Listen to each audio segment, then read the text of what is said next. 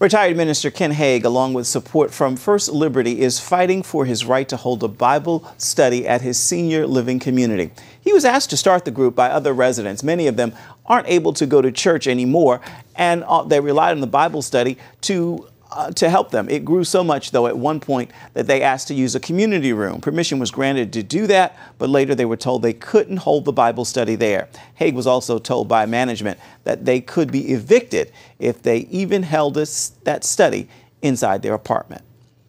For my wife and I, it's sort of like resting in the eye of a hurricane. You know, in the eye of the hurricane, it's peaceful and quiet. Just don't get up against the walls. And here now is his attorney, Jeremy Dyes, with First Liberty. So, Jeremy, thank you so much for joining us. Where do things stand right now for this pastor? Well, right now, he's had to end his Bible study for the foreseeable future until we can resolve this with Housing and Urban Development, the U.S. Department of Housing and Urban Development, where we filed a complaint because it's patently illegal for an organization like the Evergreens at Smith Commons there to deny someone the right to be able to use the community room for a Bible study. In fact, they wanted him to call it a book review rather than a Bible study. But beyond that, to say that he cannot even use his own apartment or someone's apartment there on campus to host a Bible study amongst friends, I mean, they shouldn't be telling anyone what they can and cannot talk about in their own apartments, let alone a Bible study. And so we are hoping that Secretary Ben Carson, once he finds out about this case and reviews the complaint that we've made with HUD, that they'll investigate this and resolve this matter. In light of who is running Housing and Urban Development, Dr. Ben Carson, as you mentioned, we know that he's an outspoken Christian. Are you expecting favorable action? Well, we certainly hope so. What we've seen right now is that the management company at this senior center, this retirement community, is acting unlawfully and frankly unconstitutionally. They're telling the residents that they can't study the Bible in their own apartment. That is a classic definition of religious discrimination in housing.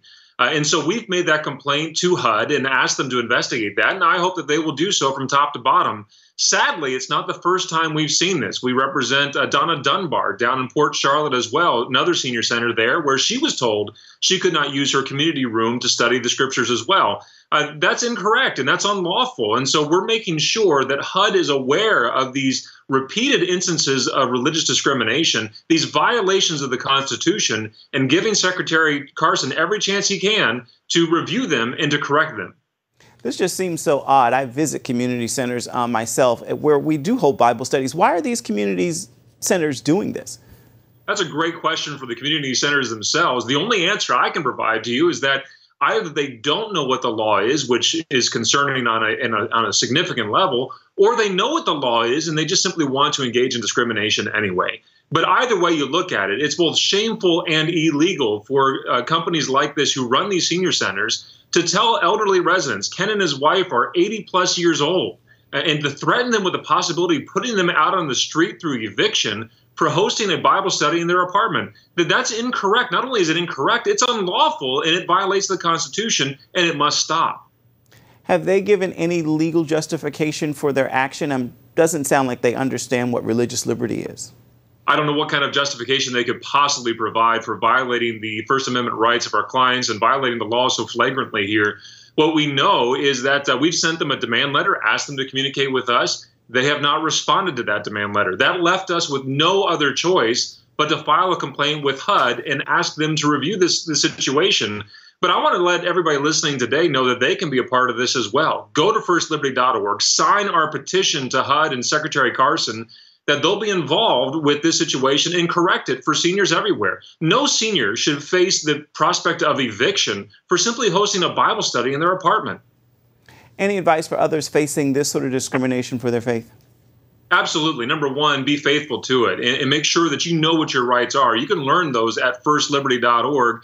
And if this comes your way again, and I'm sad to say that it just very well may across this country of ours, if that does happen, call us at firstliberty.org. Let us help you out because no senior should face the possibility of eviction or any type of religious discrimination in housing in situations like this. Now, you've talked to the Hagues. How are they in the midst of all of this?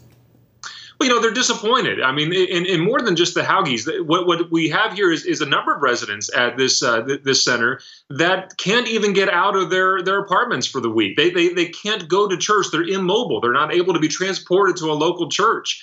And so this isn't very much their time to worship.